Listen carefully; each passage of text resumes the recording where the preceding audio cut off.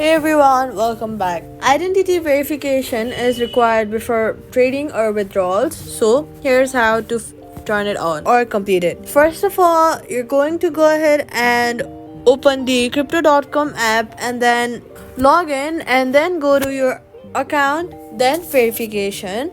After that, enter your legal name, address, and your date of birth.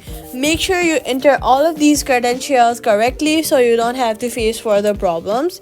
Then upload a valid government issued ID. Take a clear selfie. If your selfie is coming blur, make sure to wipe your camera with a soft tissue or a piece of cloth so you won't scratch your camera and make the matters worse.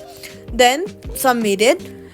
After that, verification may take from minutes to a few days, so be patient, and that's it. Subscribe for more quick fixes.